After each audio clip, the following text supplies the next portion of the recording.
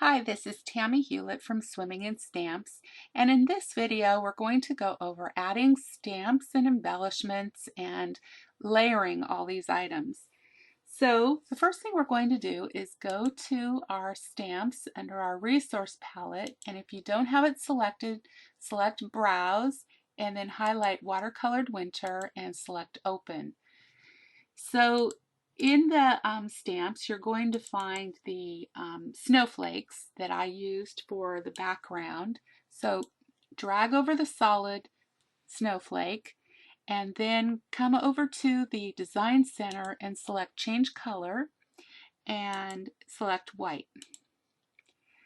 And then we're going to resize this a little bit, and I'm also going to change the opacity. So you can do that by again going over to the Design Center and under opacity here, and we're just going to bring that slider down a little bit so that it's not quite so brilliantly white. And I'm going to, whoops, make sure you have your stamp selected. Hover over the corner and you're going to see that little circular arrow, and I'm going to rotate it by doing that. And now you can see on, obviously you don't want your stamp in front of your ribbon. So one way of achieving that is coming up here to the layers icon, and you can say send backwards. The other thing you can do is under the resource palette is select layers, and you can see all your layers, and you can drag the stamp up or down and put it where you want it. So my computer is acting up a little bit right now. This actually says 2, but it's showing up as 1. But you can see that it's behind, so it's doing the right thing. Okay, so I'm going to go back over to stamps, and we'll go over the layering a little bit more later, and I'll show you how to do that. So the rest of the snowflakes, again, I just dragged over. I also used this outlined one. I did the same thing where I changed the color once it's highlighted to white. Because this one is a lot lighter, I didn't change the opacity quite as much. I think I only brought it down a teeny bit. And you can resize it, you can rotate it, and you can see on my example that I added multiple copies of both of these types of stamps all over the top here. The other thing I did was go into my embellishments, and again, if you're not on it, hit Browse and select Watercolored Winter, Open. There's a really pretty snowflake that I brought in as well. And for the embellishment, I actually added a drop shadow to that. So you can go over to the Design Center and select drop shadow. And I think I bumped it up to 50 because I really wanted it to pop out. And again, I rotate it a little bit. Again, by hovering over this corner until you see the circular arrows, and then you can rotate it around. I did make it a little bit smaller than that, so you can size it as you like. There's one here, and then there's one over the tag. The tag is also from this the embellishments. It's up here towards the top.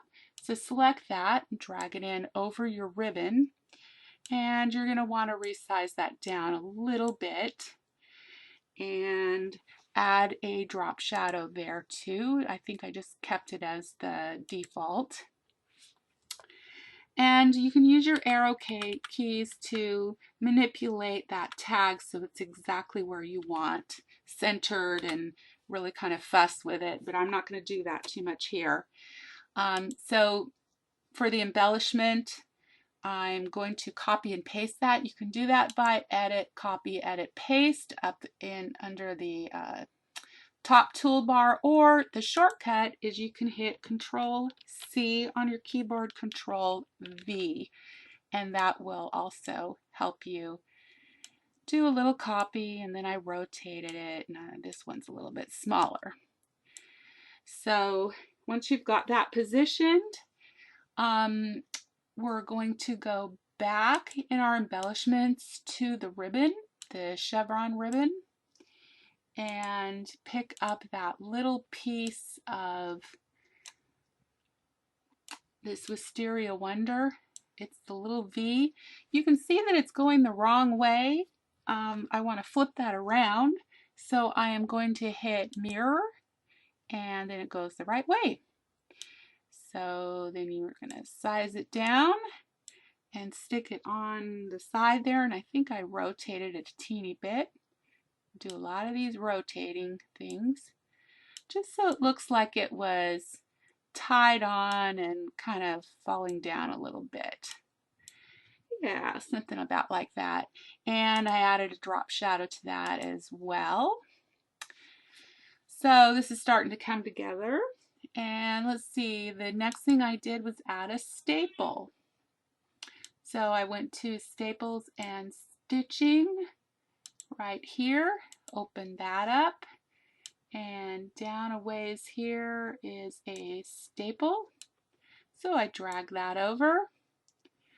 Again, I rotated it a little bit, and then I added a drop shadow.